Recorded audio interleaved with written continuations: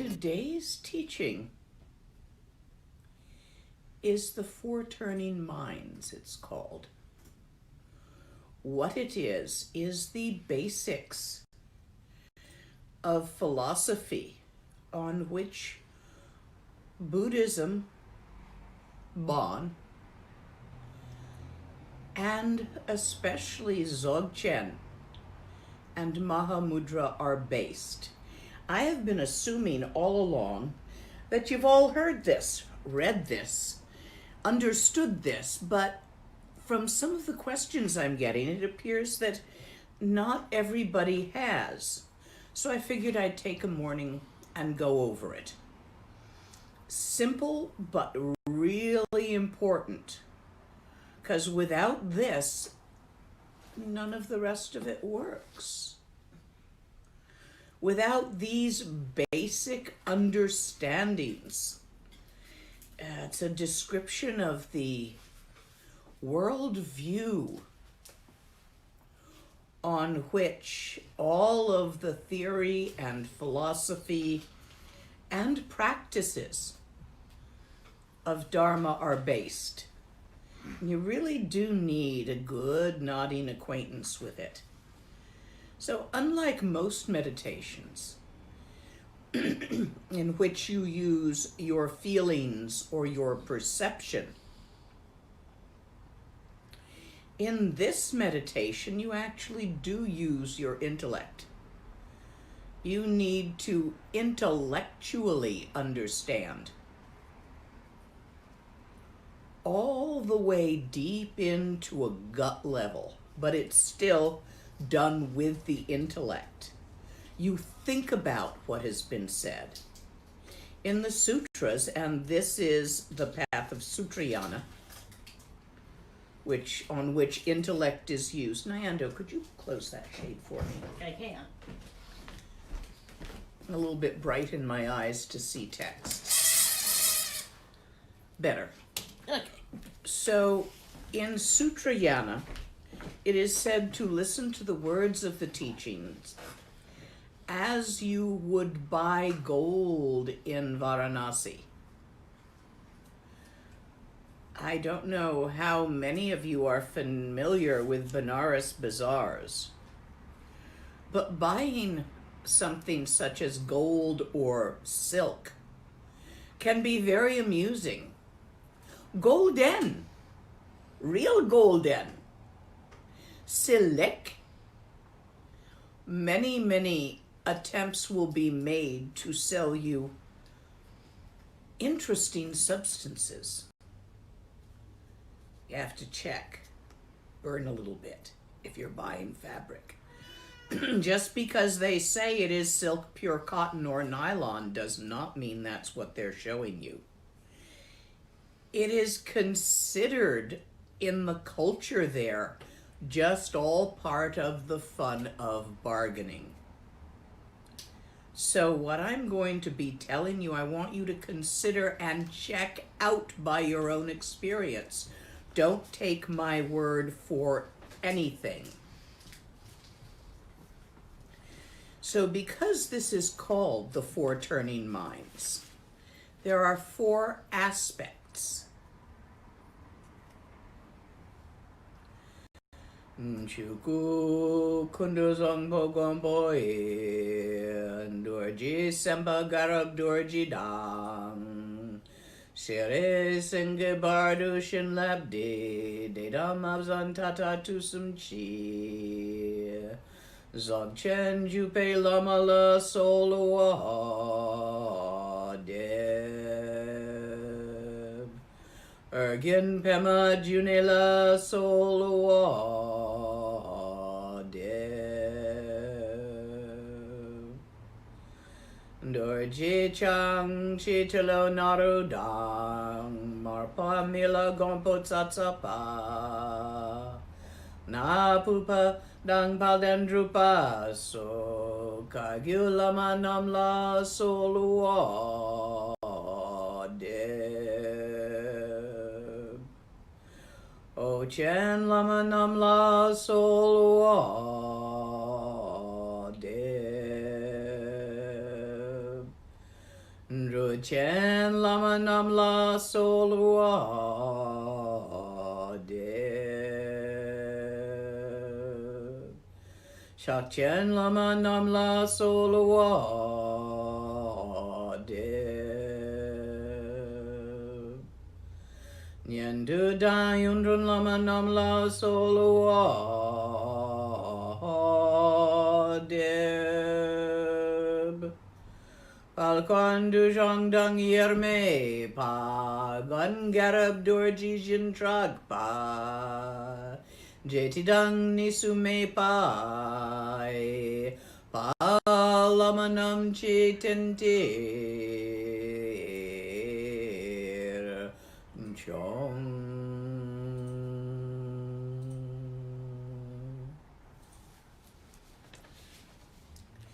These 4 aspects, and you guys can take notes on this teaching if you want. This isn't a trance out bit. This is an actual understand the bit. 4 noticings, understandings. The one is what it means to be really human.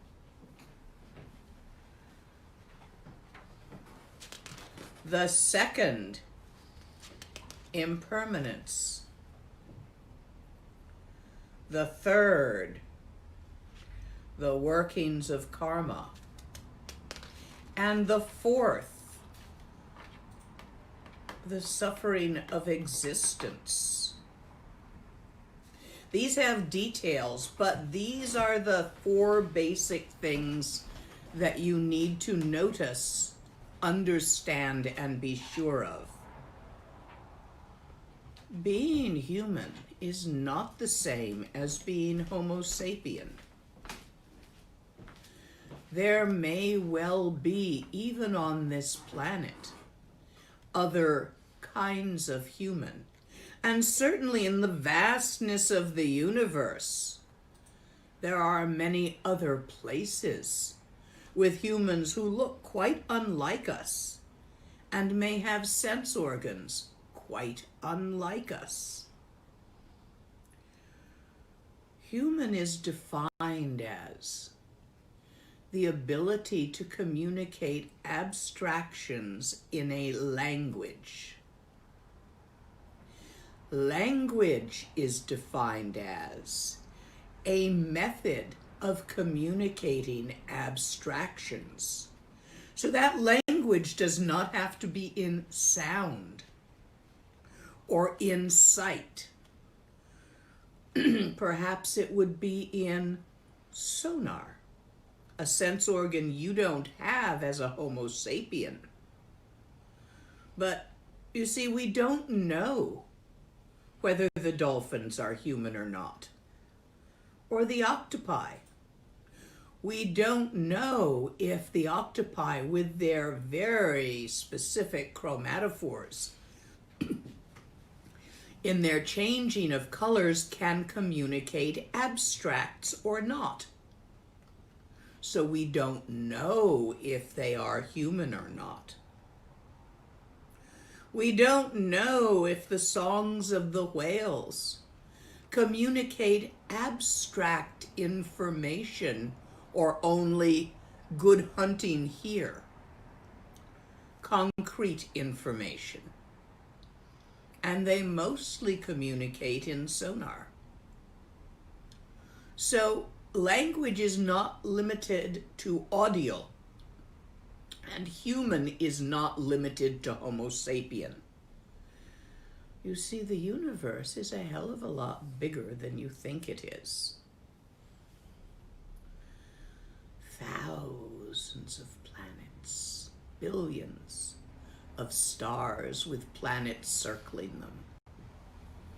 In this galaxy by itself, many, many galaxies just like this one, in the local group which orbits a still point, which is not still because many, many groups of galaxies in assorted local groups orbit a bigger still point.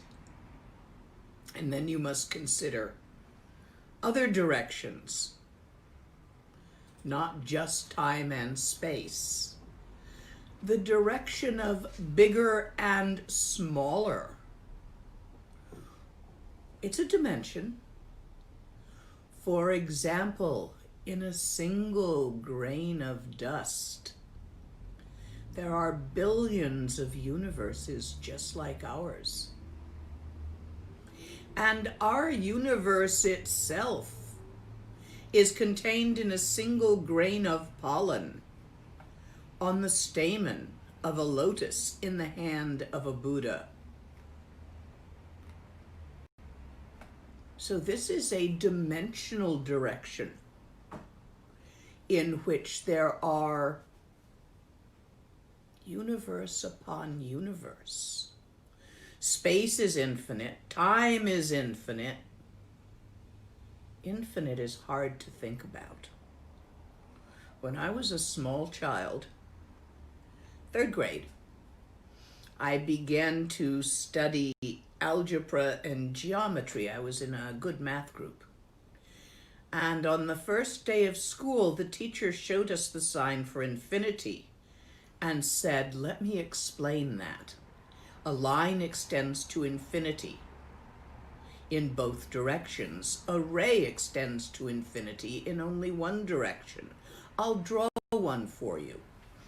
And he put a point on the blackboard and drew a line from it all the way across the blackboard and over the wall and over to the window, and he threw the chalk out the window and he said, "And it keeps going forever drawing the line." New concept for a little kid. Way cool. I think that was the beginning of my love of mathematics. Good teacher. But you know the word now as adults, infinity. Contemplate what that means. Contemplate how many, many living beings, sentient beings, exist in the vastness of infinity and eternity. And among them, on a single ball of mud, orbiting a single rather ordinary star, is a planet named Earth.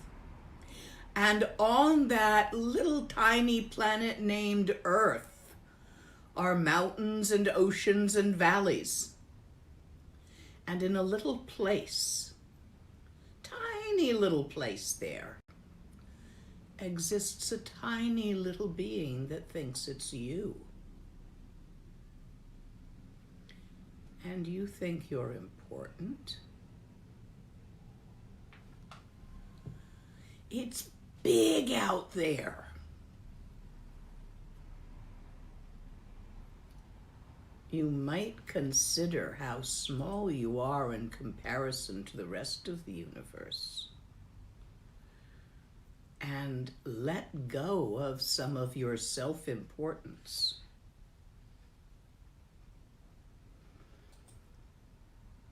You are human, because I'm talking to you about abstracts such as infinity, eternity. And you're understanding my words, so we has a language. Therefore, we are human. But it's not enough to be human to find the way out. You need to be a very special kind of human, which is not that common. And even being human is not that easy. Consider you are born in the human realm having a human experience. You're not in hell. You're not a hungry ghost. Hell beings are suffering so much they don't have time to think about this, to look outside the box, to even consider finding freedom. Too busy trying to make it hurt less. You ever had a really bad backache? You're not meditating. You're looking for a pill. or a really bad migraine, that takes all your attention. Hungry ghosts are so struck by poverty, by lack, that it's everything they can do just to find a morsel of food. There are humans in that circumstance. There are famines. There are people hungry even here in the United States, in Canada, in Europe. Children who go to bed hungry.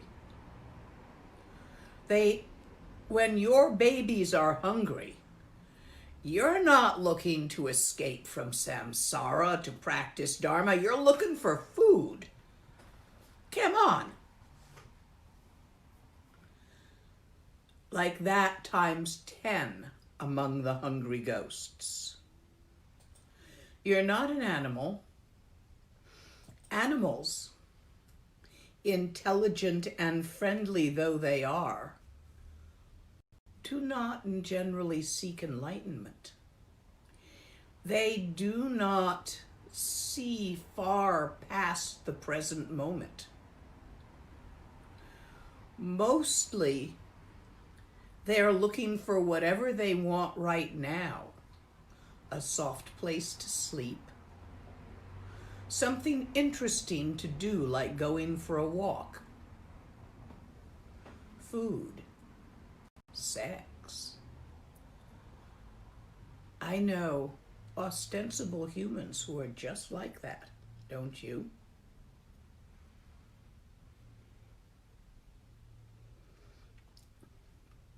The animals can't help it.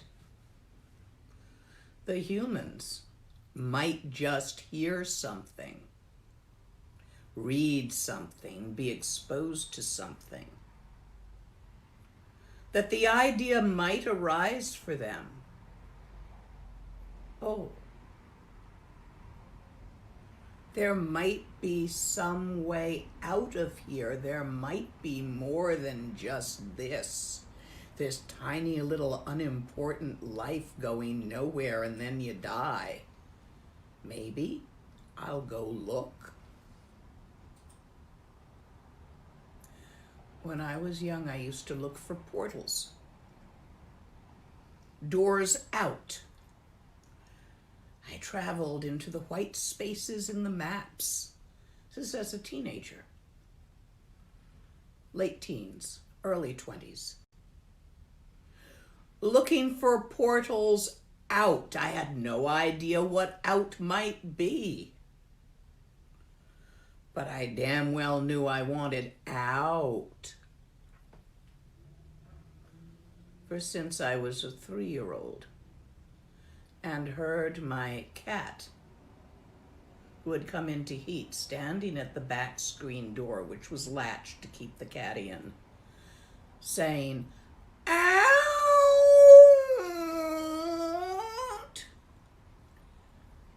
And I knew just how she felt, because I felt it too. And I didn't know what it was, but I sure as hell knew I wanted out, whatever that was. Been looking for it all my life.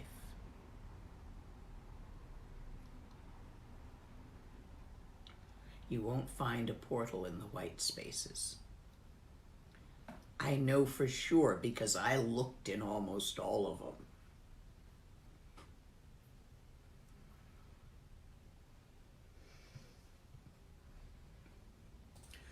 The long-lived gods who attain that state through practices of trance and mind-made meditations are much too happy to consider out. And the asuras are much too competitive. Out is not winning. Oh yeah, they might think to themselves, well, I'll look at that after I make my first million. You ever meet anyone who is satisfied with 1 million? Nuh-uh. Once you focus on money and feel that you don't have enough and need to get more, there'll never be an enough because you feel you don't have enough. You can chase it your whole damn life and get very, very rich. And then you die just like a poor man, no difference. Well, maybe you die in a softer bed with more machines beeping around you, slower. Yeah, you're still dead. All gone.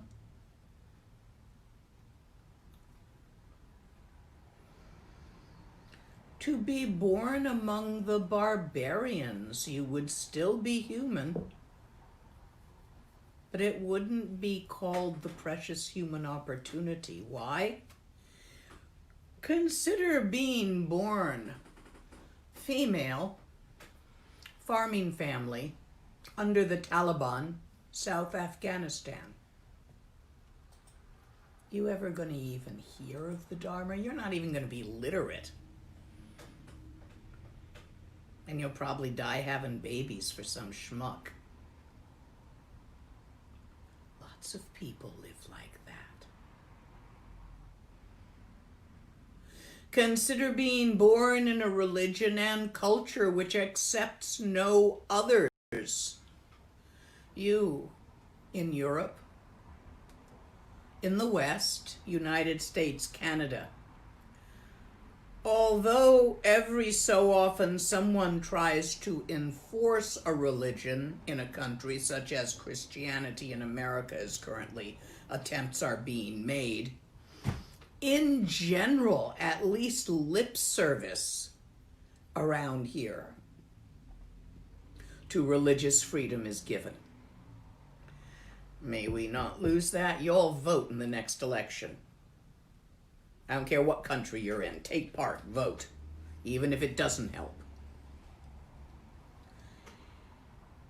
So there are places in this world, circumstances that you could be born into,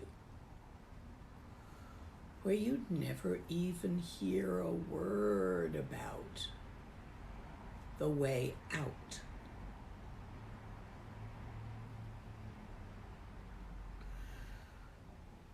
You could be born or raised or karmically have extreme superstitions that you could not put down enough to examine any way other than the way you already had. I know a lot of people like that. They have a belief system and they're keeping it. And they don't want to hear anything else. This would keep you from seeking a way out if your belief system that you were hanging on to did not hold one. It would not be a precious human opportunity. You could be born during one of the many eons where there is no teaching on the way out. No living lineage, no live lineage holders to point for you.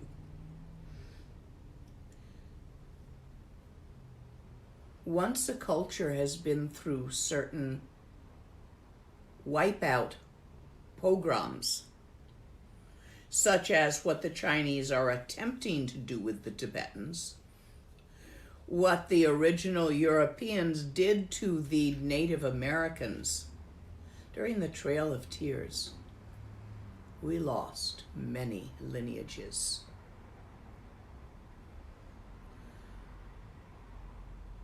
I have actually been fortunate enough to return the Dzogchen, which had been lost, but of which there were rumors, to certain Native American lineages. It's okay, there were pieces we'd lost that one of them still had that I got that I'd been looking for forever, involving work with the four elements.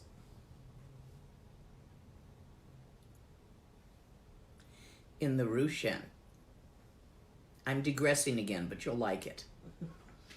In the Rushen, and in the text, it always talks about a practice with the four elements, but it never describes it, and my teacher never gave it to me because it says in the text, this is no longer necessary in these times.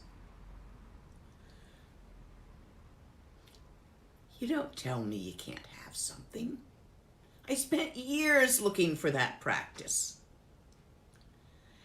Found it in the Bon, but I find for me that many of the Bon teachings are overly complex, have too many factors rather than the way my teacher taught me, which was basic pith cave yogi, keep it simple. So that wasn't working well for me. I was looking for something that was the key to making it work. Found it in a Native American lineage from an old woman in the forests of Tennessee.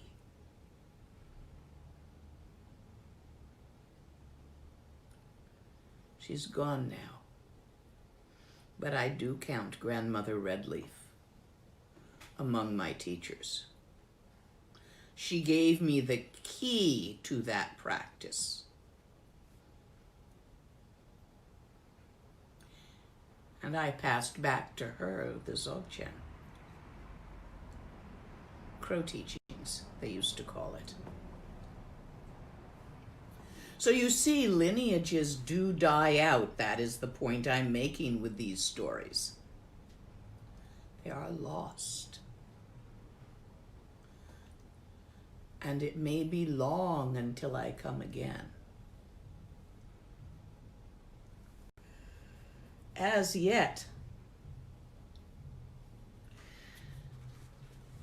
I am not certain which of my students will manage to hold this lineage that I hold from my teacher Ngondro Rinpoche, that he held from his teachers. I'll never be half as good as he is, with half the knowledge, not even. It is the Kali Yuga, and the lineages are diminishing. I still have the pith from him, and I will pass it on to you. It's up to you to catch it. Practice it. Embody it. But to do that, you're going to have fully this precious human opportunity. It is important to be born physically able in a place that can compensate for any physical inabilities you may have. For example, you know how I talked about you need a language for this? To receive the pointing out, which is done not only telepathically, but in visual symbols and in poetic feelings and in intellect to accomplish the four wrongs. You need to be able to see and hear and move well enough to get to the teachings. Oh, look, you don't have to get anywhere. We've got internet now. Well, that's one down. ASL. I have been trying to get somebody to translate my teachings into ASL and have not found a volunteer yet to do that. So I'm casting it to the winds. Yes, you can learn the Dharma, meditate the Dharma, go all the way, even if you're deaf as a post. You just need it in ASL. It's a perfectly good language. It's just not audio. The reasons why it is not customary to translate Dharma into ASL boy, would I like to change that, is Tibetans don't believe in it. In Tibet, which was very advanced in many ways and very primitive in others, a culture just like this is a culture, with its foibles and its beauties, they had no sign language. No TSL, Tibetan Sign Language, nope, none. A deaf child could point at the food they wanted, but could not communicate abstracts and never learned. A blind person, they had no seeing eye dogs, no training to work with a cane, no understanding of the possibilities of echolocation while riding a bike. Yeah, there are blind people who do that. So, blind people sit at home. They don't get teachings. They cannot see the things held up. We just sit them next to you and stick it in their hands. It'll work. I can stick a transparent crystal in a blind person's hands. I can move their hand through the air and say, all permeable. Feel how easily your hand goes through it. We can compensate for many things now. With our technology, we're at a brief overlap in time. As the lineages are being lost and the technology is being gained, where there's enough of an overlap, that these teachings about having all your sense organs intact do not apply in this time. Because we can compensate for someone who is absolutely paralyzed. They're not stuck in bed at home. They've got the internet. They can go all over the world via the internet. They can receive all the teachings, including the pointing out of Dzogchen. They can meditate. We got internet. We got ASL. We've got dogs for the blind and canes and trainings, giving mobility. We could, somebody's got a machine somewhere that reads texts out loud. So being blind doesn't mean you can't read the texts. There's probably a machine somewhere that prints them out in Braille if you'd rather have it that way. Rejoice. Look how many would have lost their opportunities in past times before our culture decided to compensate for sensory deficits to the point that we can make it work. Dharma is now available. Yeah, so somebody please volunteer to put this into ASL. It's up to us, first generation of Western teachers, because it wasn't a possibility for the Tibetans, so they never tried. How many things are not possible for you because you don't try?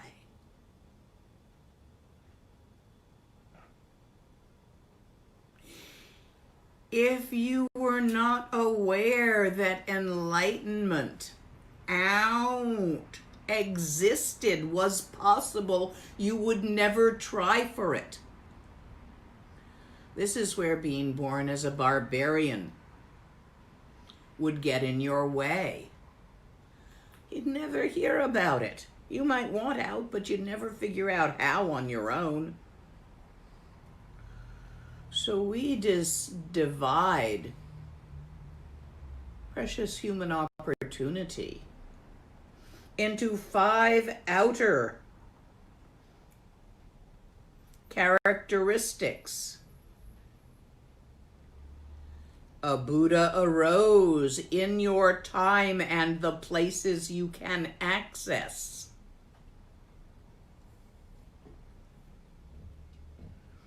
The teaching, the lineage is still alive. There are still living teachers. It's not only canned. Someday it will be. Someday all that's going to be left of the Dzogchen pointing out are these tapes.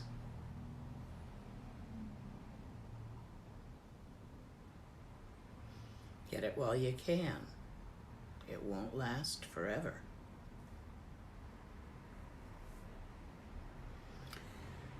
There are other practitioners around you that you can have contact with for mutual support. Having a Sangha is important. I'm not making one for you. You get to find and make one.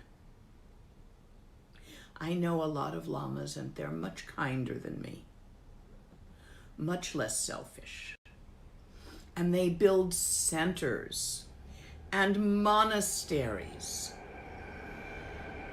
and have sanghas, and then spend the rest of their life trying to sort out the fights the sanghas have.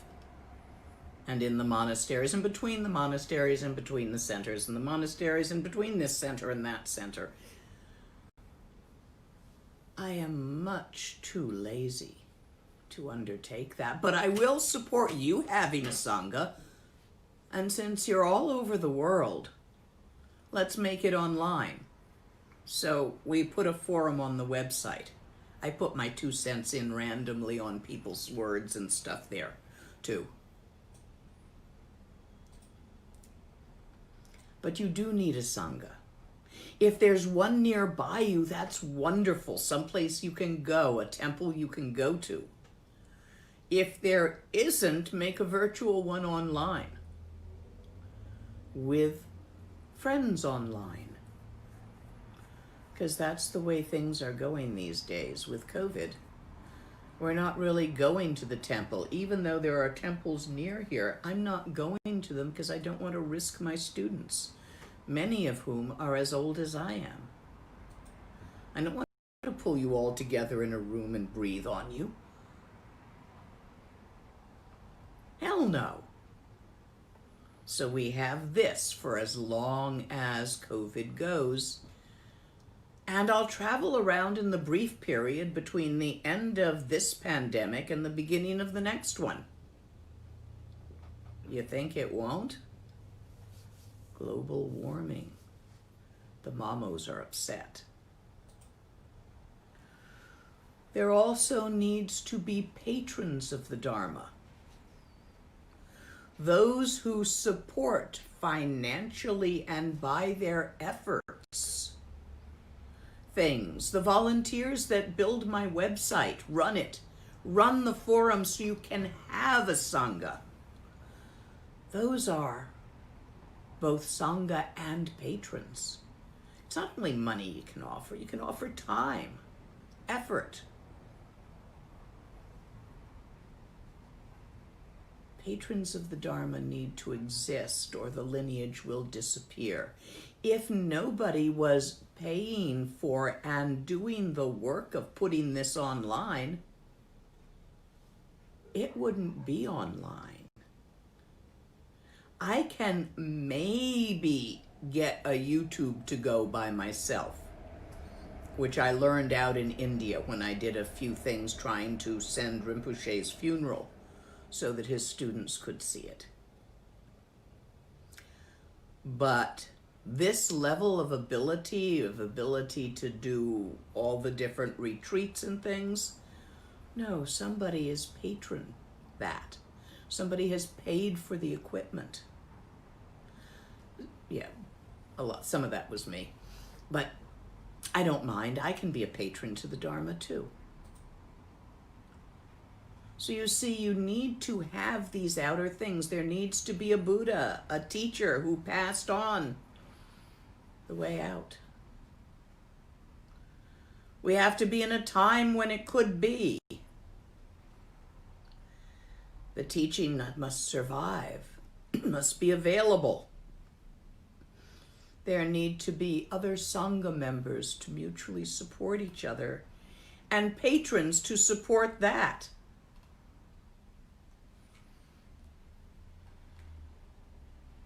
I keep talking about being human and how important that is. Fully human, precious human, to find the way out.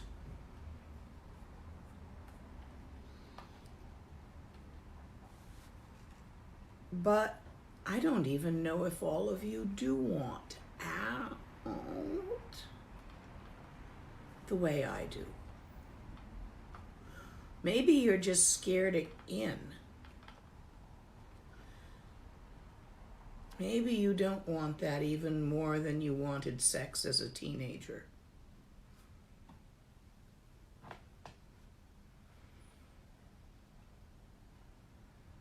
With that same level of, I don't know why I want this, but boy, do I sure want it.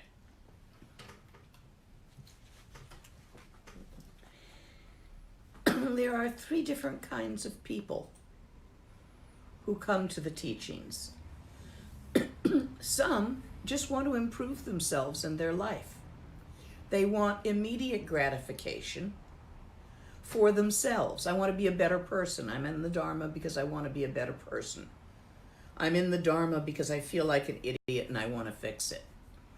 I'm in the Dharma because I've noticed I'm crazy and would like to find a better level of sanity. Or, more common among Tibetans, I'm in the Dharma because this life has been really shit and I'd like a better one next time. I've had so many obstacles and problems in this life. I've been poor. My husband left me. My kids died. My relatives died. I lost my family. This was a really hard life. I would like a better life next time. So I'll do a lot of practice. That's okay, even if that's where you are. Yeah, I can show you how to make it better. Yeah, I can show you how to experience wealth in this life. Beauty. Love. That's easy. Just improving things around here is no shit. There's a couple of simple basic practices. It works. You just understand how karma works and poke the right buttons and you can get a wonderful life. But then you die and it's over.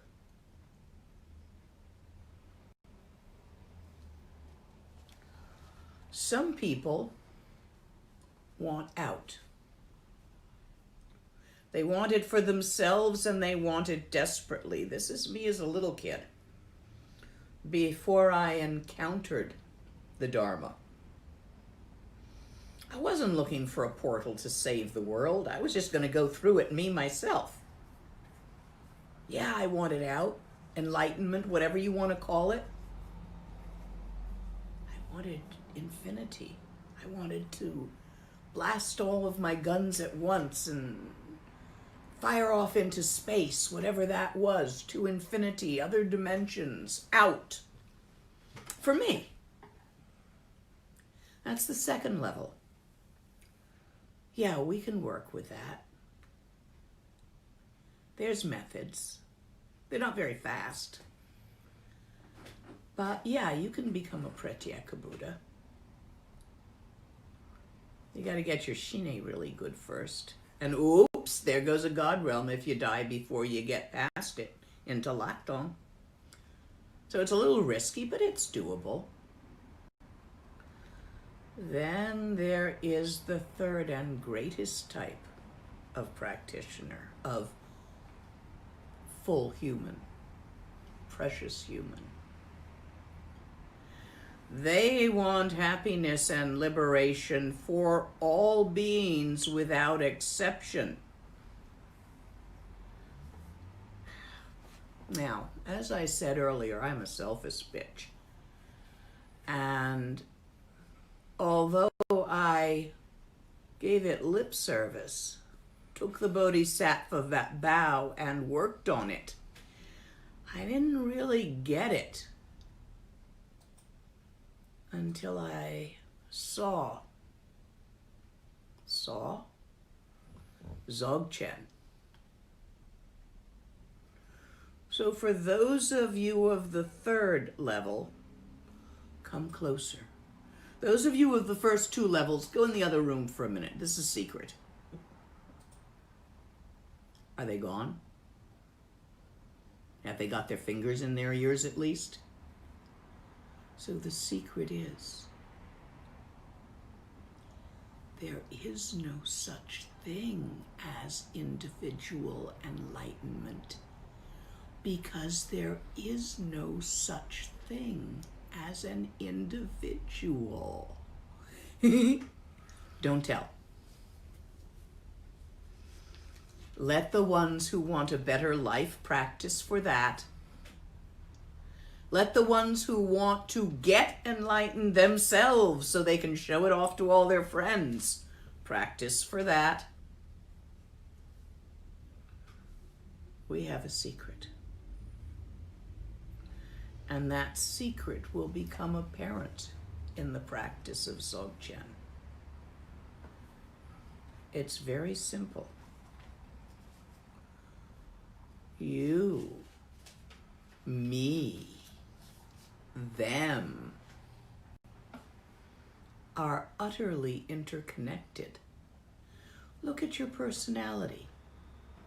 Where'd you get that? From experiences, yeah?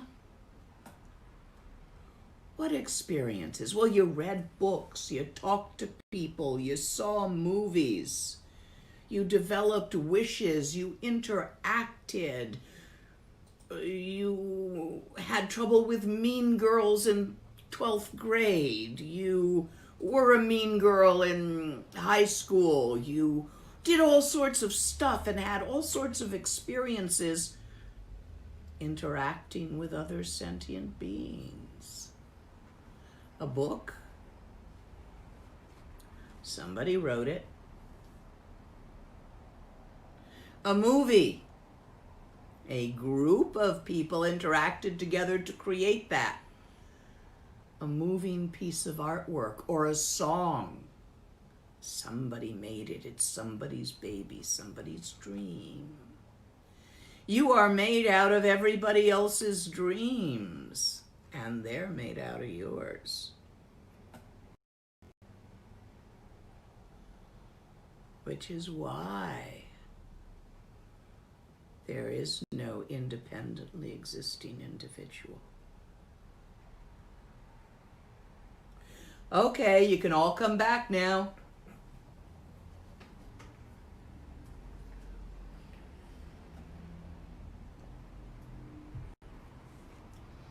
I want you to contemplate what it is to be a precious human. Because it's not easy to get. Compare the number of bacterium in the world to the number of insects. Compare the number of insects in the world to the number of mammals. Compare the number of mammals in the world to the number of humans. I'm counting rats and things like that. Rats and birds. Still more mammals than you. Your neighbor, the single mother with 3 kids under 6. She don't have no time for Dharma. Are you kidding? Kids take it. And you gotta earn a living? Good Lord. At this time in her life, she doesn't have a precious human opportunity. When the kids get into college and high school, yes, she will. But right now, nah. Consider the refugees stuck between Turkey and Greece. When are they even going to hear about Dharma? When are they even going to think about Dharma? They're trying to stay alive. Think of how many refugees there are all over the world, all kinds. The South American ones stuck in Mexico. The ones that we've thrown in jail in the United States. The ones that make it to a new country and are so busy dealing with another language and culture shock, they don't have time for the Dharma. The ones who never make it. Look how rare compared to the number of humans in the world. There is the precious human opportunity. For it to be a truly precious human opportunity, you need not to be overcome by superstitions. You'll see a lot of that out in the middle of America. That Buddhism, superstition that Buddhism is evil, that anything that isn't Christianity is bad. If you believe that, you're not going to try. So you have to not be stuck in superstitions that hold you back from examining the Dharma to see if you might like it, if it might give you what you want. Once you do that, you're going to see very few people having the precious human experience at this time.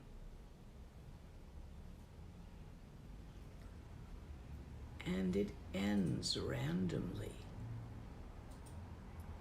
You walk out your door, somebody coughs on you. 3 weeks later, you're dead. Easy. You're an essential worker. You're driving to work. You're overtired because you got kids at home too. And there's no schools open. You're exhausted. You have a commute. You fall asleep behind the wheel. Oops, you're dead. It's easy to die.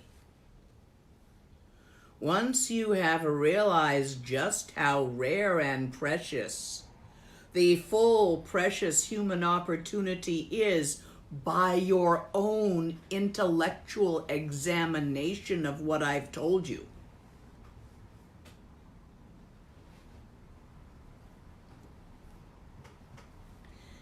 Then I would like to you to examine how long you think you can keep it.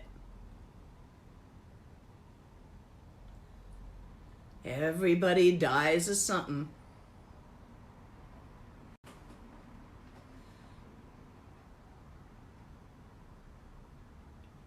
And you never know when. I am of the age where I could be going to take a dump and fall over on the toilet. When I was an ambulance driver, you know the number of people I used to have to fish out from behind the toilet who'd had a heart attack back there? For some reason, people have a lot of strokes and heart attacks while sitting on the loo, and then they fall behind it, and getting them out is difficult once rigor mortis sets in. Dying's easy. Dying is inevitable.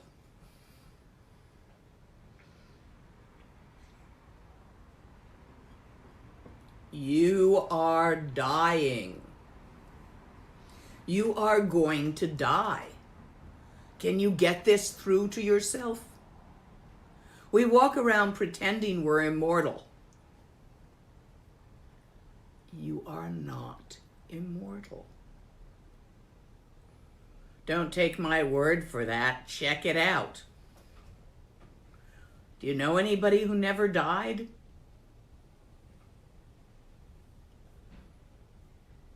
Who will not die? Anything? Someday, even the star called soul, our sun, will grow old and go out. Are you aging nicely or problematically? Either way, you're aging. If you think you're not gonna die, oh baby, can I sell you a bridge perhaps? Think about it. Think about impermanence. Become friendly with the idea of dying. I had a friend who had trouble accepting her own mortality. Now, she had stage 4 cancer and went through the most unpleasant, painful, and difficult sets of treatments and deteriorations for many, many years without ever planning to die. She kept planning to survive more.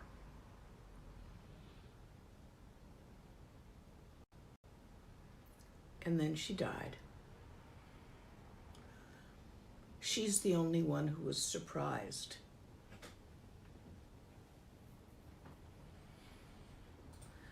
When she was in the hospital, after she'd pretty much stroked out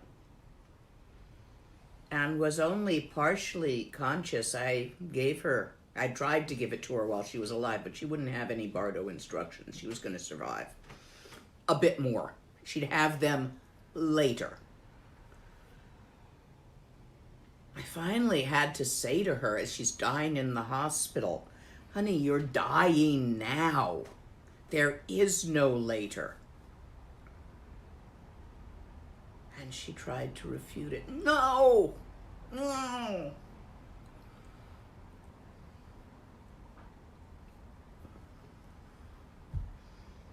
It won't work.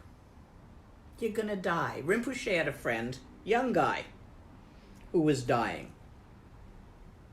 And he said to his friends, this when Rinpoche was much younger, but it's one of his stories.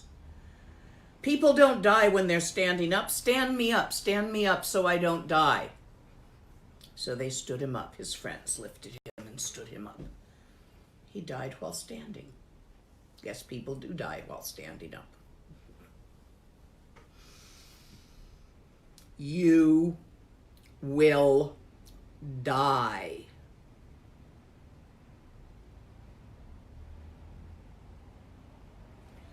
I will die. The thing about life, ain't no survivors here.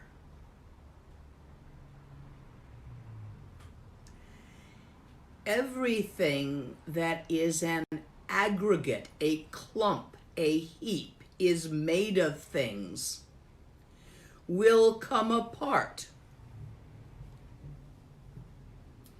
This is a pair of glasses. It has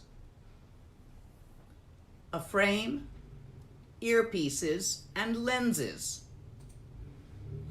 Eventually, I will break it. I have a tendency to leave my glasses lying around and sit on them. Very few of the cheap dollar store glasses I buy survive being sat on. Right now, it is together and useful.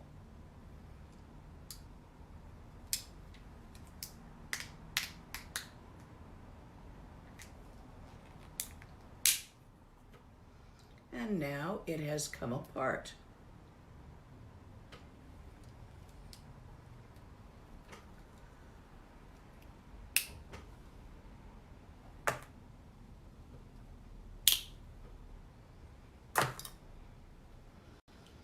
Everything eventually comes apart. I simply rushed a bit with this one object, but it was going to do it eventually, so no loss. That's why I buy them at the dollar store. Don't hand those to me. No, we're going to the dollar store this week, remember? Yes, we are.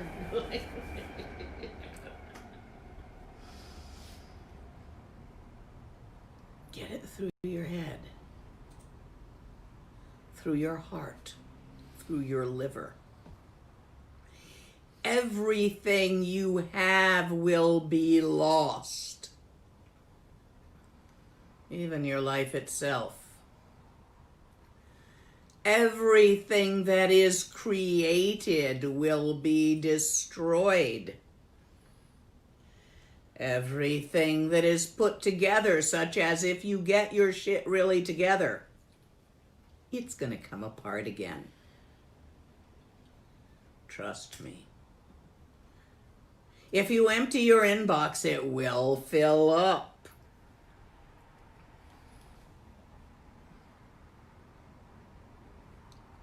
You can't keep any of it. If you acquire something, it will become lost eventually.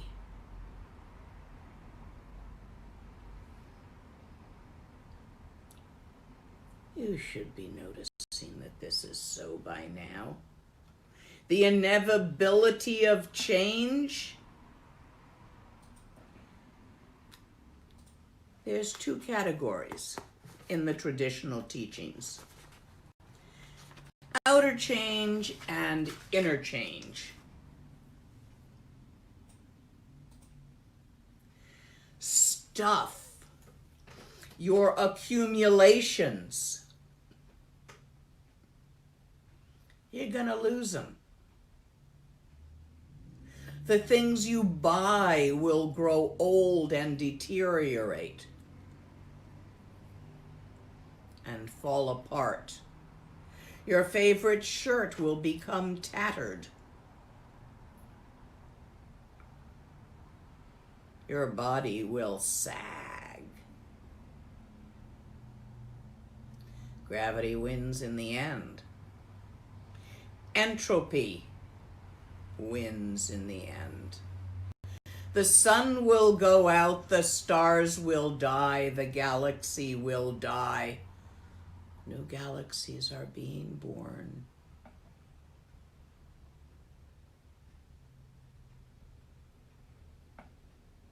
Everything ends. Become sure of it in here. Because if you think you're immortal, you'll practice tomorrow, like my friend with stage 4 cancer.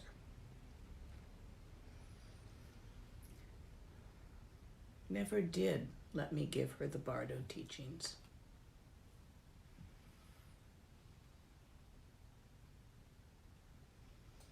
Always thought, next week. Next week. And if you don't realize you're mortal on a gut level, you're gonna miss now. And now is really important.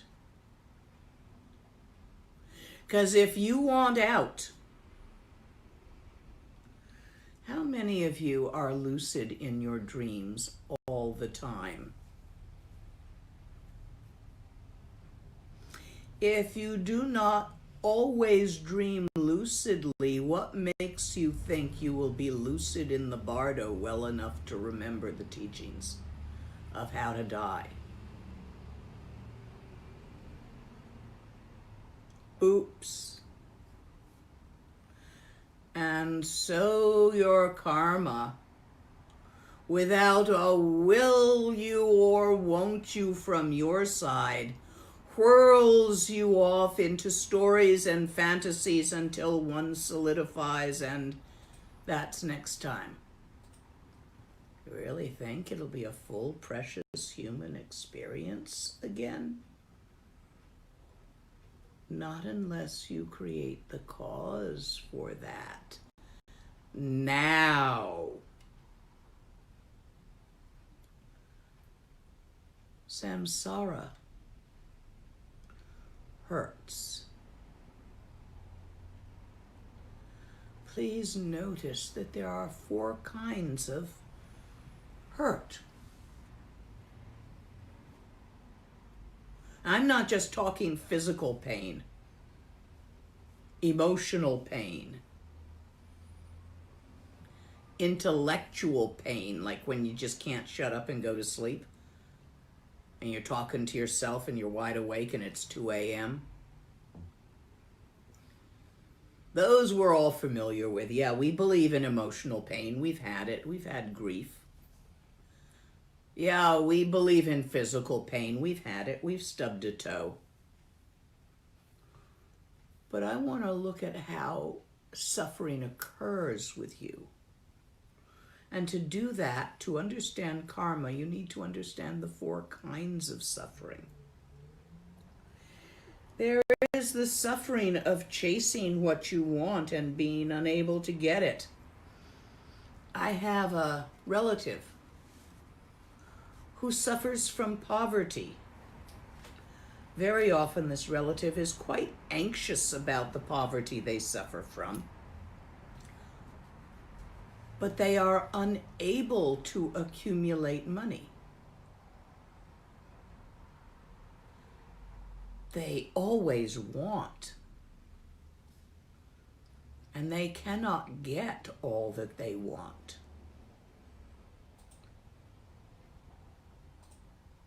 This is not uncommon. What do you want?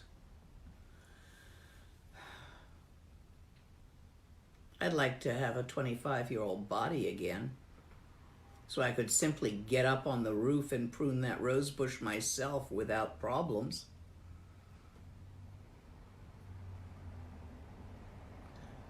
I can't have it. The suffering of not getting what you want. Then there's the suffering of getting what you don't want. Step on the scale, notice it's up by 10 pounds. Yeah, fuck. There are things in life we don't want. IRS audits, weight gain,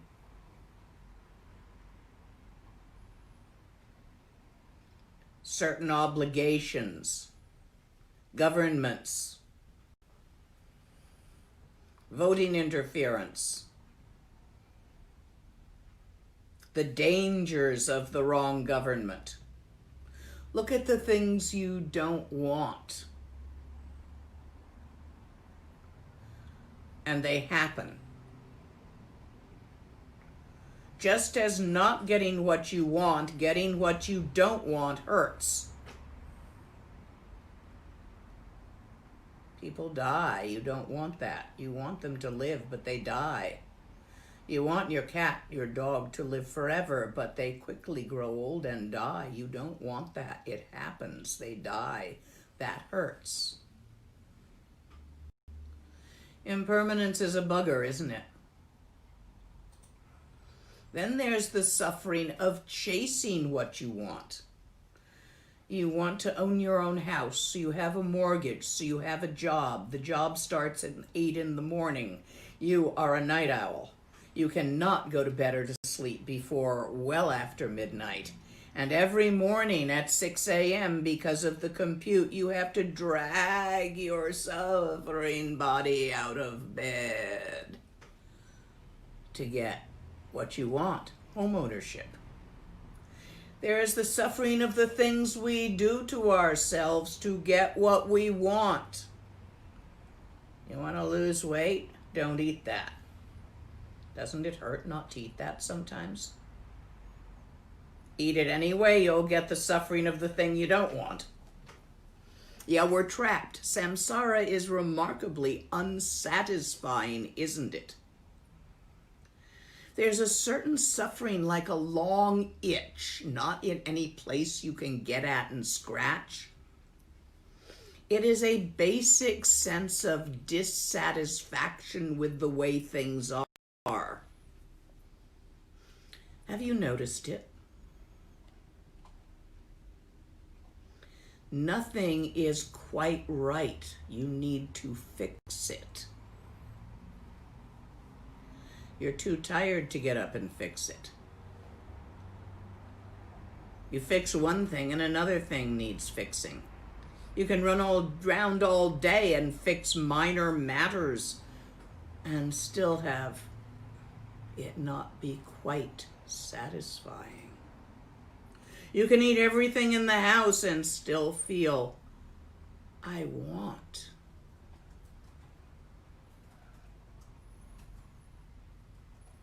Samsara. What sticks you in samsara and keeps you from enlightenment? It is your hopes and fears. Chasing what you want. Running away from what you don't want. That and your superstitions. Your belief systems. If you are a Western woman, you believe that thin is good. Oops. It's the exact opposite of the Tibetan belief system, who believe that strong and fat is good. It's a climate thing.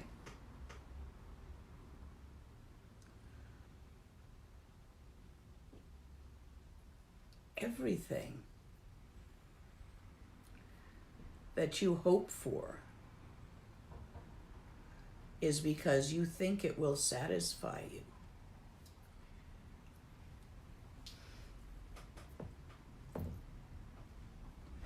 Everything that you fear is because you fear it will be painful, either physically, psychologically. Physically, like a root canal. Psychologically, like a root canal. Oh my God, he's got a drill up in my bone.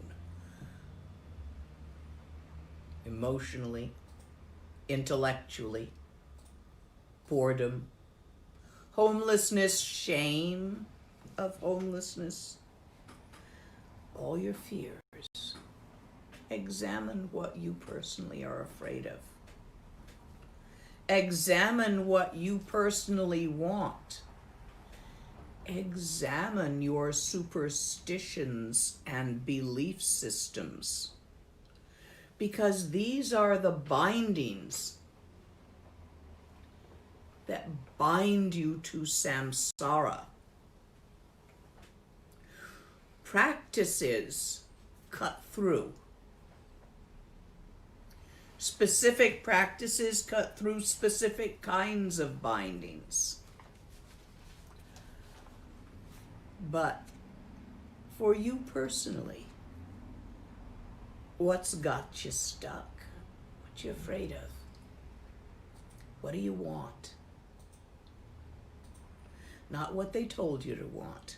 Not what you think I would tell you to want. What do you really want? What do you believe in? What are your own personal superstitions? Scientific method? Dharma? Have a look. Because these are the creations of karma. Understanding karma is the next point.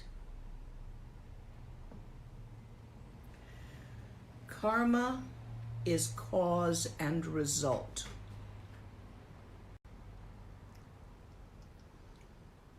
In the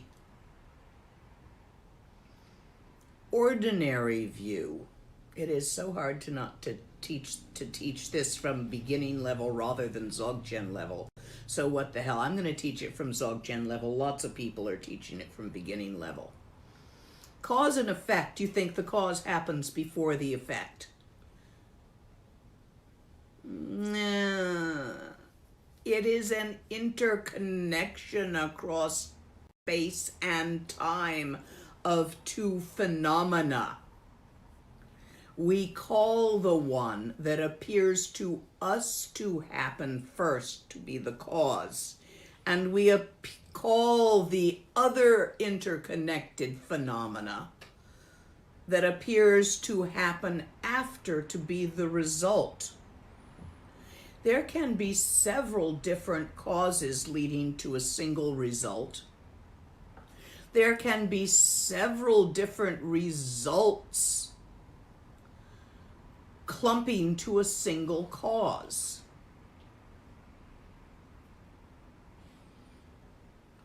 So it's not all as linear as it's usually explained. For karma to really have a strong effect, and really you don't want to sweat the little stuff, you need 4 factors to actualize it. You need the intention, a choice to do it. You need a plan to do it. So let's say I'm in a shop and I see something I like and can't afford, and the intention to steal it arises. But I don't actually plan to do it.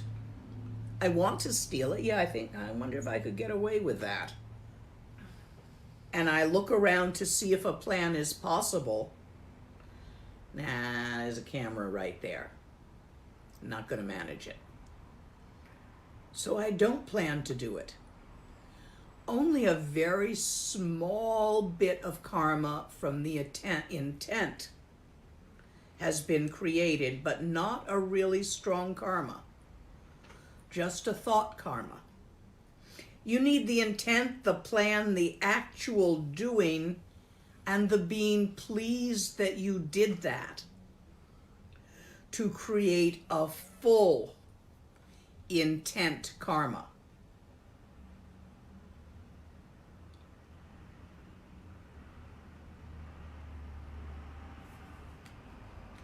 Otherwise, it's not considered a complete karma, and the result will be less soon and less powerful.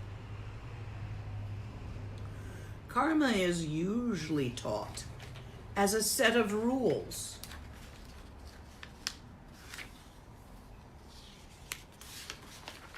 You're in here somewhere.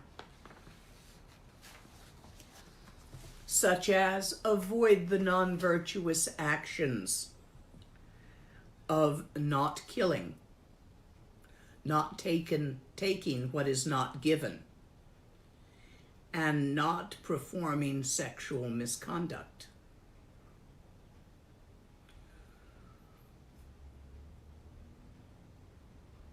Perform the virtues, the beneficial acts of giving away what you have, saving the lives of those beings you can, and performing sex in a clean manner. There's so many theories of what a clean manner would be, and there's so many superstitions around there. Basically, don't break anybody's vows. Don't seduce. Flirting's fine, don't seduce. Don't force. Leave it there for now. Consenting adults only. And make sure that consent is real and by all parties involved, including peripheral ones such as spouses. And be careful. Guys lie. So do women. You are responsible. You get the karma of 7 years really bad luck, among other things, if you have sex with a monk and you're a woman. Even if he said he wasn't a monk, you still get 7 years bad luck. And I mean really bad luck. I've watched it happen to friends. Leave the monks alone. If it's Tibetan and has short hair, it's probably a monk. You can have long-haired Tibetans.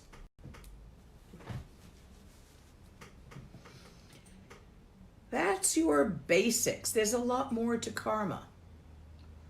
Understanding how to steer. Understanding in all the delicate situations of life, figuring out what is Gewa actions which lead to openness, happiness, and relaxation for you in all your relations. And what is digpa? Actions which lead to stress, tightness, closing in, and misery to you and all your relations. All your relations is everything in your mandala. The bugs, the birds, the people, the spouses, the family, the strangers, the clerks in the shops. They're all part of your mandala. Your relations, relationships, your interpenetratingness. So what you do affects them, what they do affects you. You know you feel bad, angry, annoyed, ashamed, something after somebody flips you off while driving, even if it's a stranger, yells at you.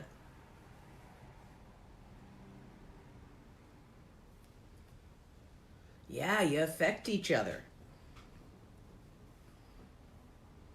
I think I want to pause for questions here. There's either too much in talking about karma or not enough. Karma isn't fair. Karma is like the law of gravity. It is a natural law of the interconnectedness of all phenomena throughout the time-space continuum. It isn't fair. It doesn't have judgments. Consider that a bodhisattva and an evildoer both step off a cliff. Guess what? They both hit the bottom at the same time. Because gravity don't care. Neither does karma. Questions? Do actions committed that result in unintended negative results generate any negative karma, such as reckless driving, killing somebody? Oh, yes.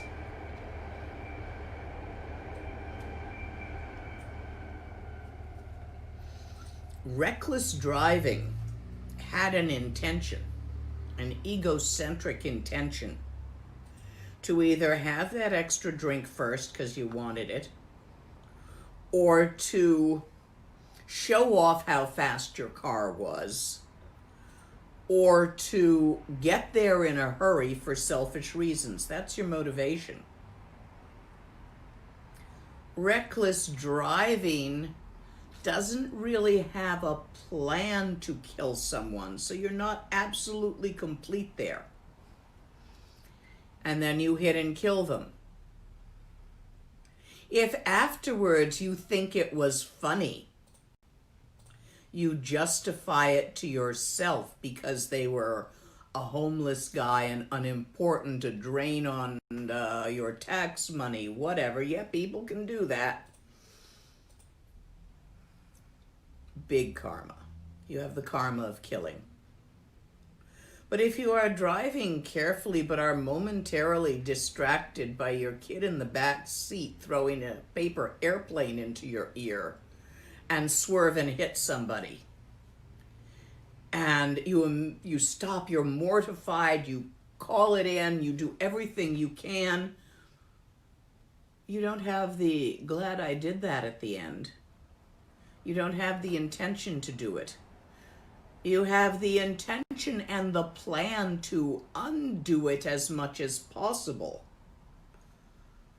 Yes, there is still some result of that cause, but less.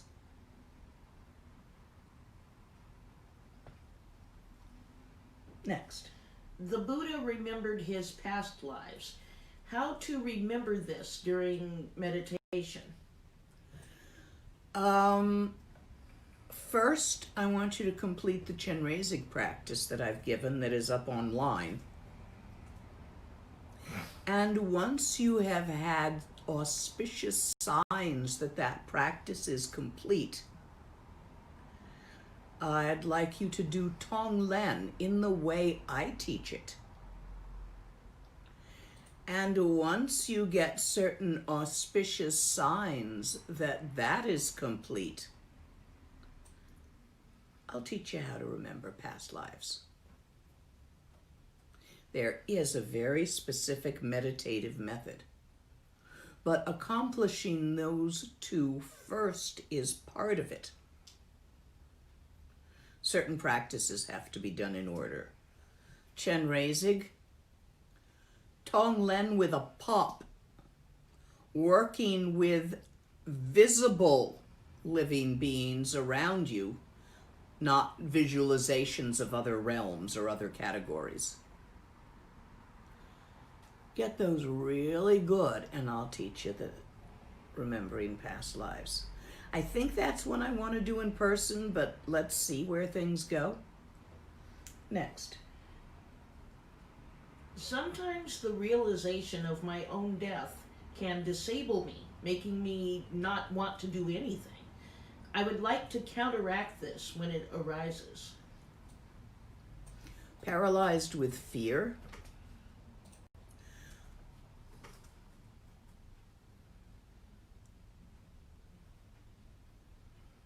Refuge.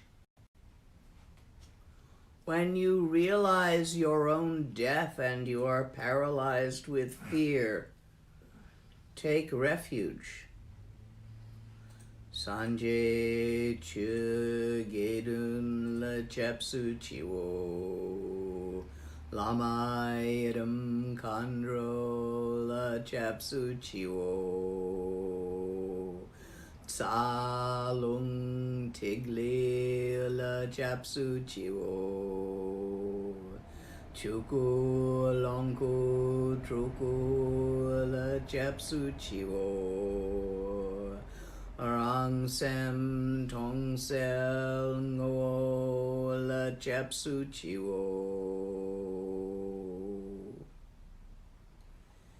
In Buddha, Dharma, Sangha, I take refuge.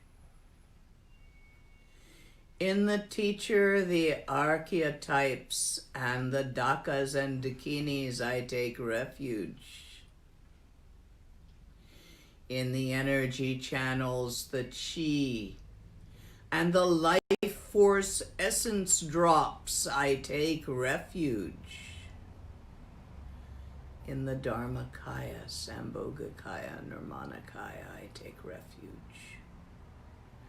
In the innate empty clarity of my own mind, I take refuge. Don't just say the words. Feel it when you are afraid. Next. Can you talk about the mamos and how best to appease them? You mentioned those early on in the talk. The mamos are Gaia's immune system. Are you trying to figure out how to get past Gaia's immune system the way the COVID virus tries to get past yours? You want to grow sneakies on your pips?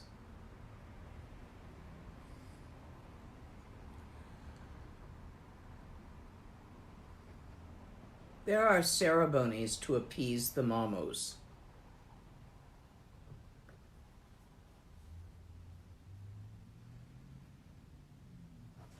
Offhand, there's a particular, it is Gaia herself that you appease in the form of, it's one of the Taras of the Tara of the Green Forest. I'd have to look up which number she is in the Surya Gupta line that I practice. It is the nature goddess. I think she might be number 3. Or one of the early numbers. She is actually the personification of Mother Nature. The best way to pacify the mamos is to do everything you can for the health of this planet. That's what they're after.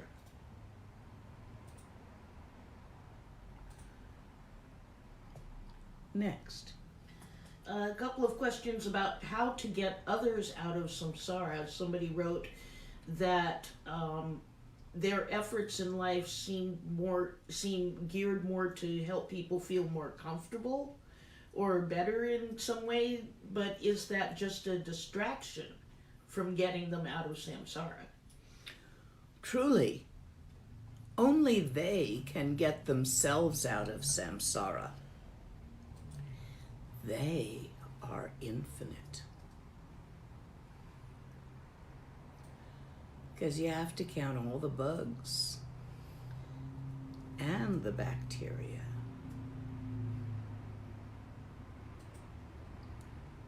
Everything in the entire universe that experiences hope and fear. Some of the latest experiments show that some plants appear to experience hope and fear. Jury's still out on that one. Too recent.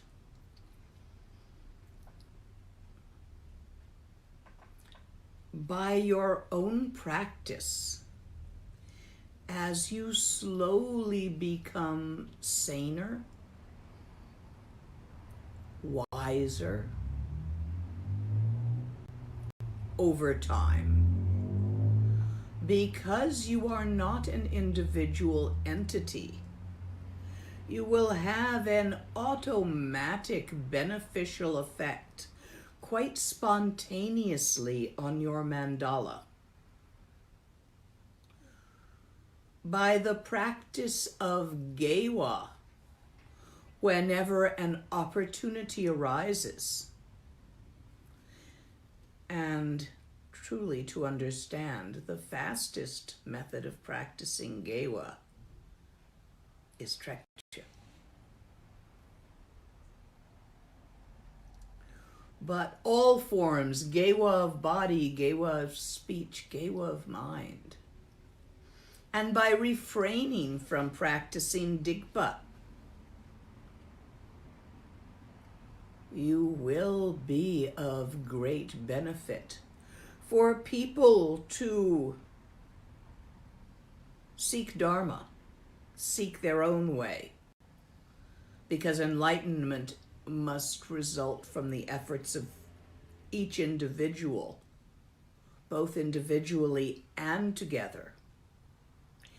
They need a certain amount of space. By the practice of gewa, you add the sensation of spaciousness to your environment. Next. How do we stop opposing opposition? How do we stop trying when all we know is trying? By attending teachings on specific methods and practicing them. Your practice in the beginning, you are going to try. Can't help it. Try something useful. You know, when you try to keep your house clean, meh. It'll get dirty again.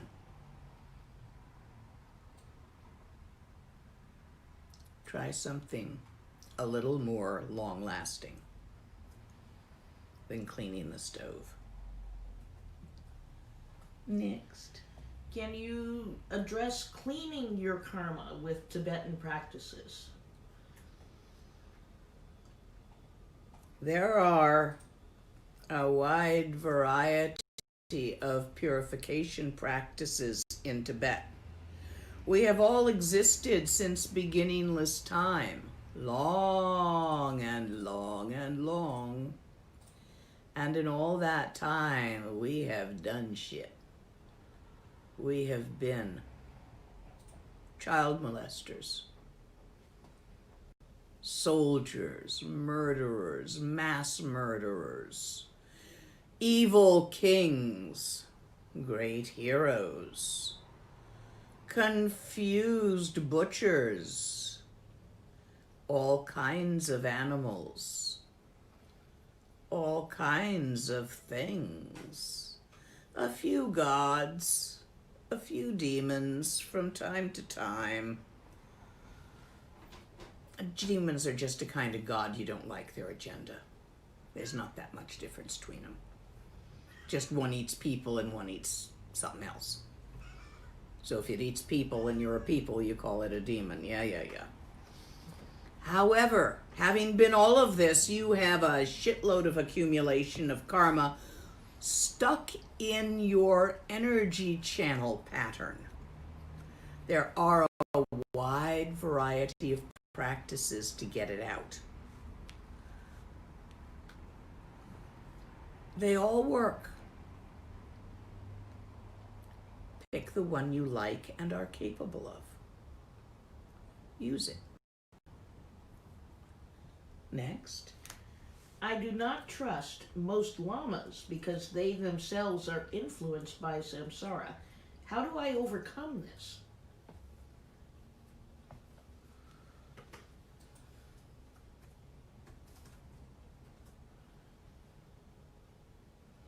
When you climb a cliff with an expert guide, roped together with them, they're still human. They just know more about cliff climbing than you. They know how to set the pitons so that they don't wiggle loose, how to belay you if you slip. But they're still on the side of the mountain themselves, although they may climb ahead of you to seek the best path. Think of teachers like that. We have this thing about perfection. I bet you want to be perfect too. You want a teacher that seems perfect to you, but that's not going to happen. Because your karmic, the way it whizzes through your channels, will cause you to find fault in everyone, including yourself, which is probably hurts. So instead of looking for a most perfect teacher to take in an absolute way, receive lots of teachings all over the place from human beings and practice them until that dent starts to heal. That judgmentalism that you suffer from. Next. Can Dzogchen and Catholicism be practiced together? Probably. I personally don't see why not, but I've never been Catholic and don't know much about it. Sure, give it a try. I mean, the Catholic Church is a ceremonial and has all sorts of archetypes, you call them saints, and has a trinity they call God, Father, Son, and Holy Ghost, which probably might in some way be compared to Dharmakaya, Sambhogakaya, Nirmanakaya. So I don't see why not if you are practicing Dzogchen. You see, Dharma can be taken as a religion, Buddhism, or not as a religion.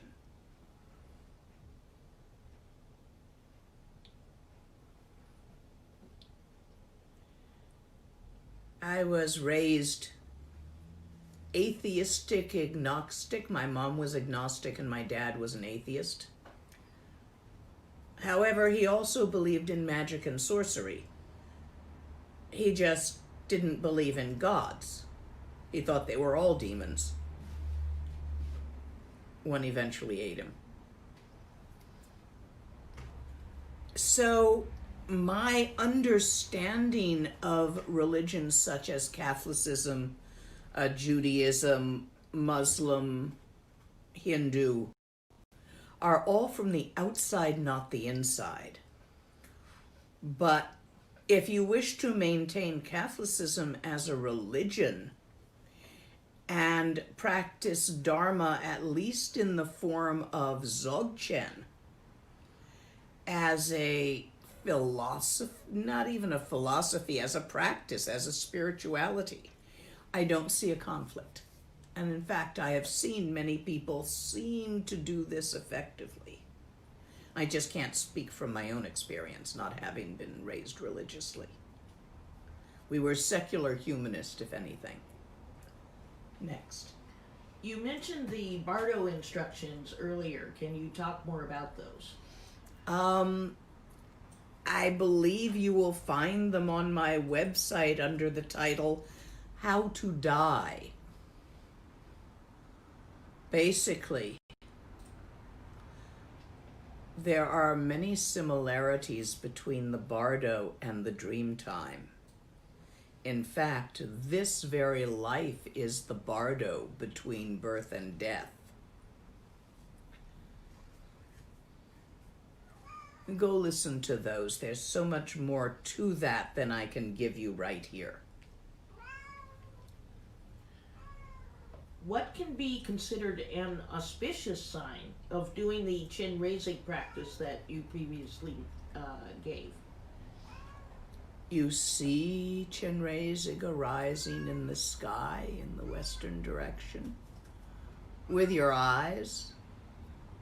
You dream of Chenrezig coming and giving you teachings or blessing you in the night. Things like that. You feel Bodhisattva welling up within you and you finally understand, you feel like you understand what that is. Yes. Auspicious signs. It takes a few weeks at least. How do I know which type of bad karma I need to purify? Who cares? Just purify all of it. You've got all types. Practice question, is Shine necessary for recognition of Tawa or Gompa and Sopa? Nope. It will arise as a result of recognition of Tawa, Gompa, and Sopa if you didn't already have it. In Mahamudra, it is necessary. In Dzogchen, it is expected to occur naturally as a result of practice. Couple more. Okay. Could you give us tips on how to survive the coming system collapse, coronavirus, economy, wars, civil unrest? Be kind, without abandoning common sense. Practice Gewa.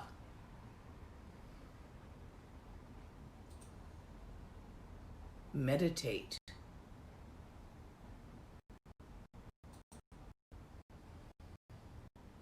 Practice Dharma. We live in interesting times.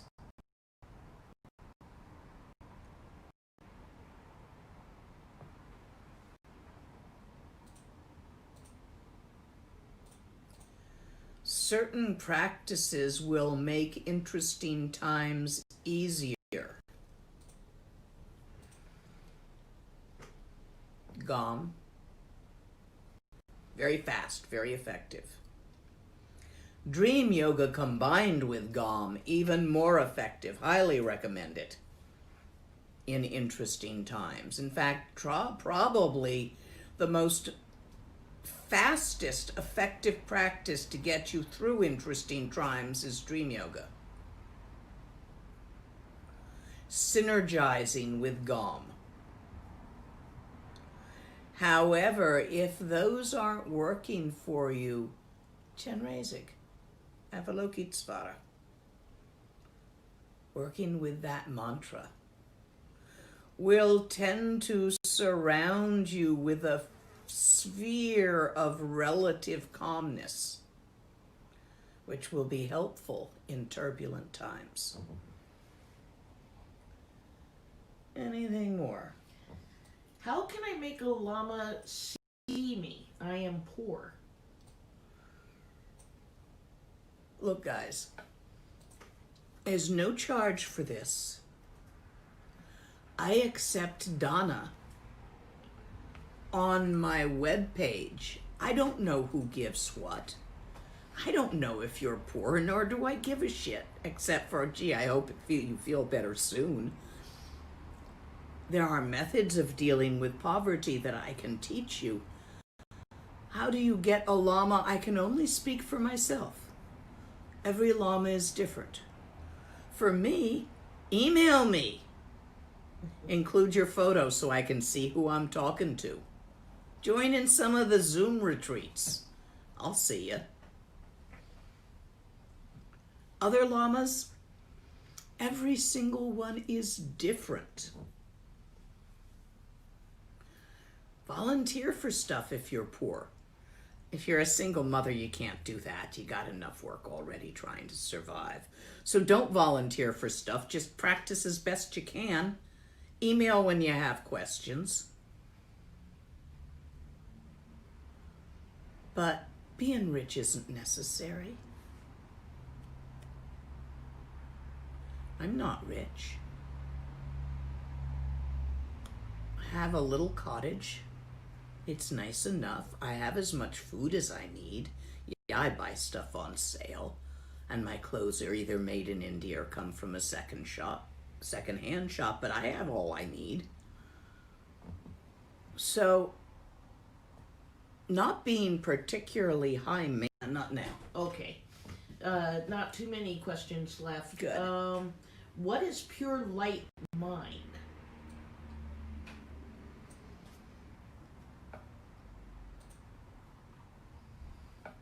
Sit. Sit up now, with your channels in alignment.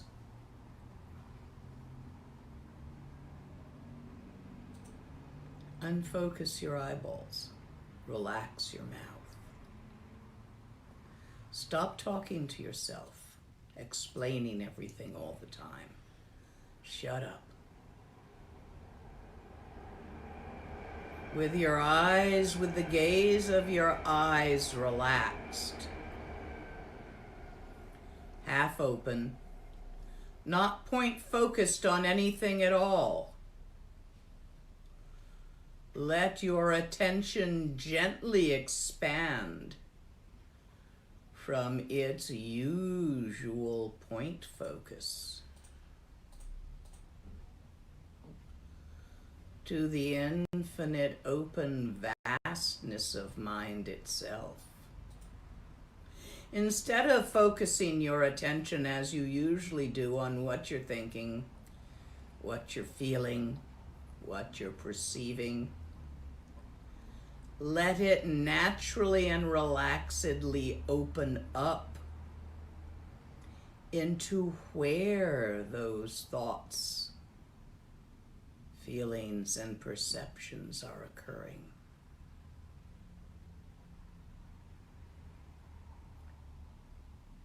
Relax and relax again.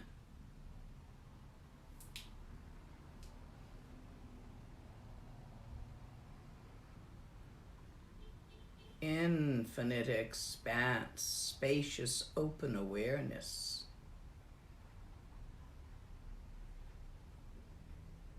Your own mind.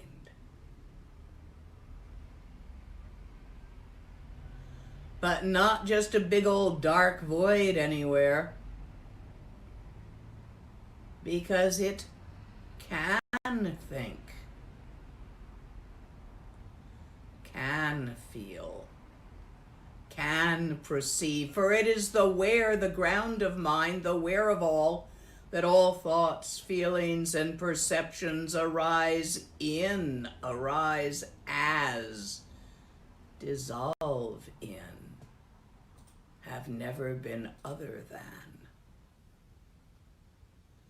The lucidity of this infinite open awareness, its innate vitality, is referred to as its clear light nature. That which manifests within it,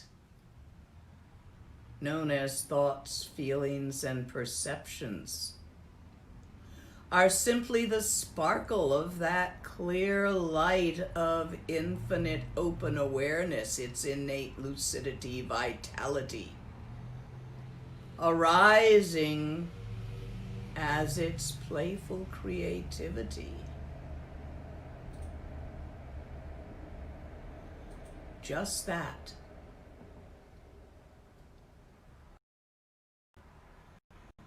Is the clear light nature of mind.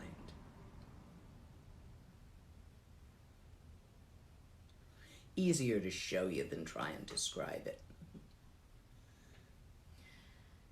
Aren't we supposed to silence the mind and concentrate on breathing during meditation?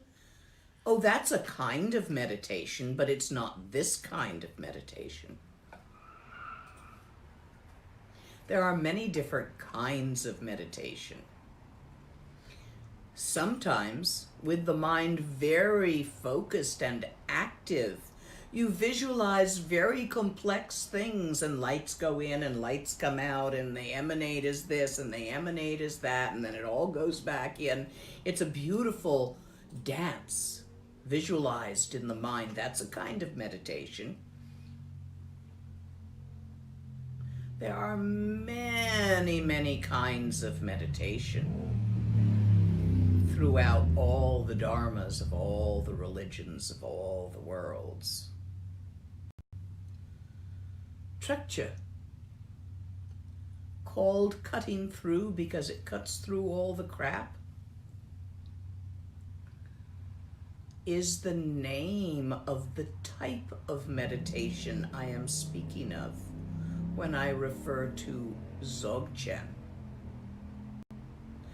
It is also called Gam, if you want a short word. Gam means meditation and does not specify the type. So the type of Gam is Trekcha, but we often just use the word Gam as shorthand, even though we mean a very specific type of meditation in Dzogchen terminology. Is it important to learn how to lucid dream? I think that's a carryover from Dream Yoga yesterday. It is extremely useful. Because if you can dream lucidly, you can remain lucid in the Bardo. And that's worth quite a lot. Any more? Give me one more. Can you speak about abortion and karma?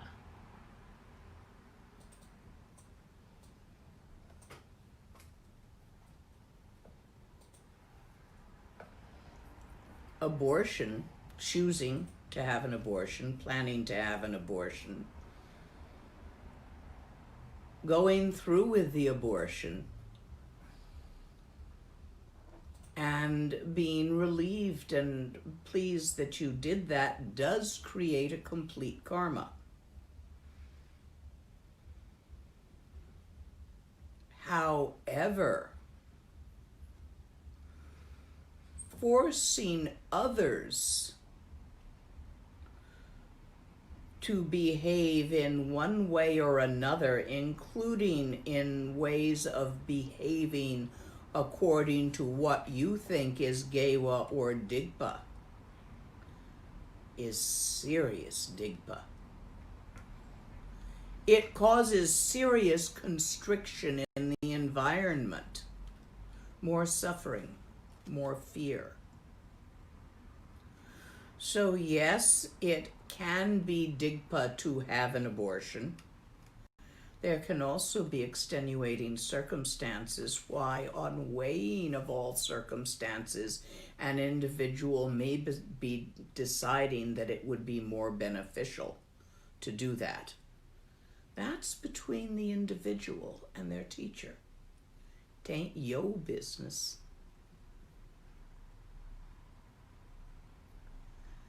Next.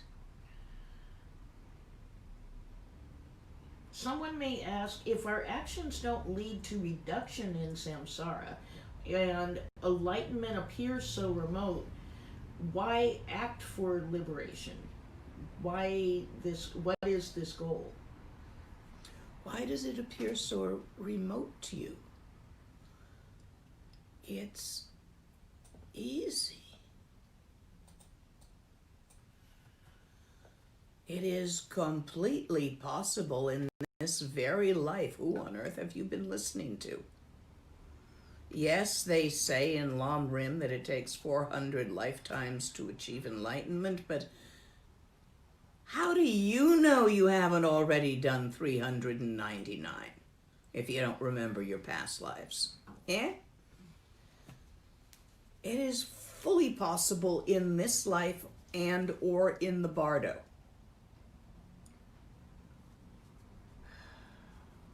I don't know why to you it seems remote. We would have to have a conversation on that. Perhaps for you it is remote, and it would be enough to just get a better life next time where it wasn't so remote. That also can be arranged by the practice of Gewa, the avoidance of Digpa. Anything else there?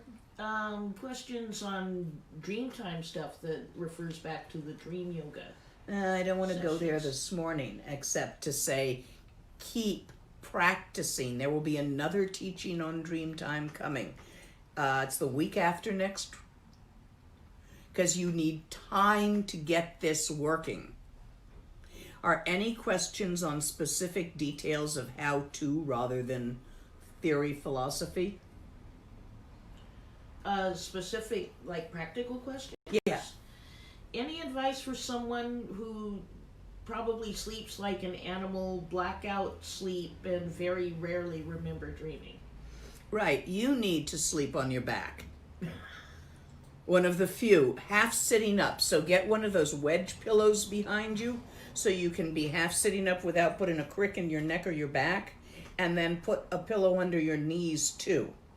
Make sure you have a light back here above the headboard of the bed that is dim and preferably even flickering. Use an electric votive candle, even if you just have to duct tape it to the wall for the night. Try those two things. Also, not eating within several hours of bedtime, and not drinking wine within several hours of bedtime.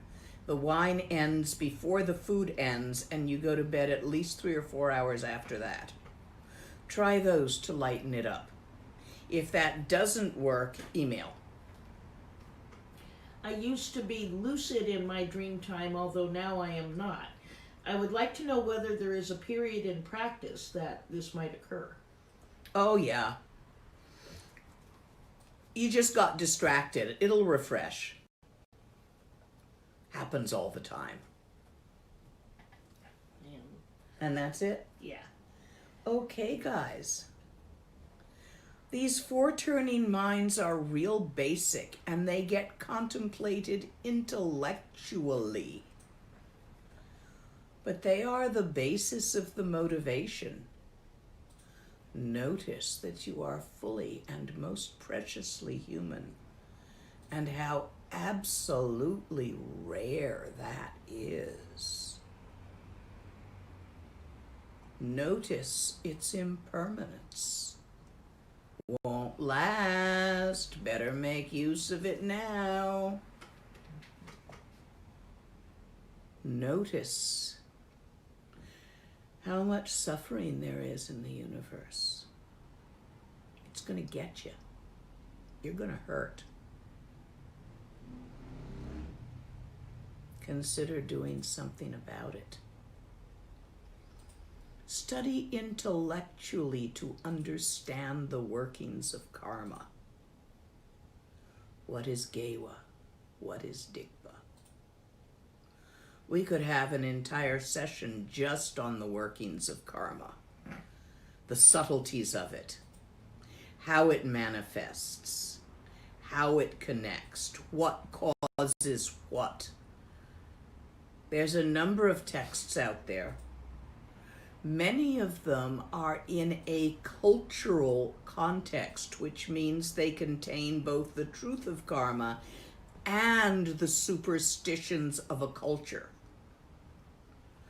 Watch out for those damn superstitions. We're all full of it. You have Western superstitions. You think the earth is round. Tibetans think it's flat. They're both superstitions. The earth is permeable.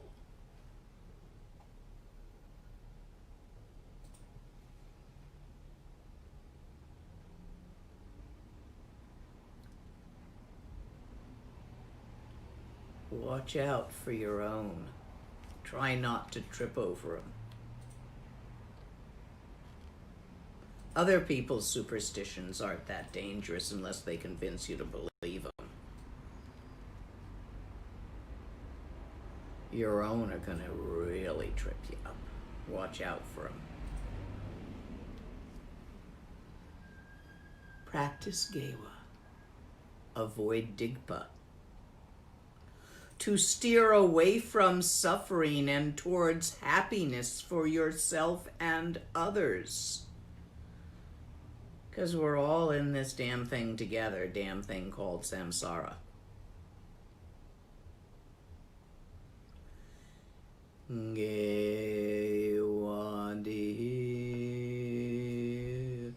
Nyurduda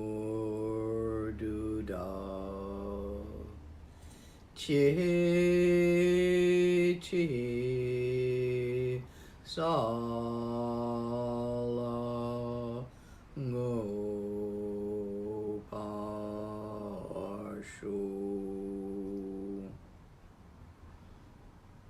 May all beings be happy. It's really what we want, isn't it? All of us. Happy, satisfied, no hurting. Soha, may it be so. Thank you for joining me this morning. If you wish to offer dana, it's on the website. Little PayPal button, go ahead. If you're broke and you wish to volunteer for something, check out in the forum what there is that needs doing. There's always some stuff in making things go. If you wish to merge your practice with one of our Tibetans and sponsor the Tibetan, it's pretty cheap. Pizza and a beer. Same cost. 25 bucks. Euros. Canadian dollars. Whatever. We'll feed somebody in retreat. Buy the basic groceries. Consider doing that so that their practice will synergize with yours. If you want more information, send me an email. Okay, we're good for today. I'll see you next time.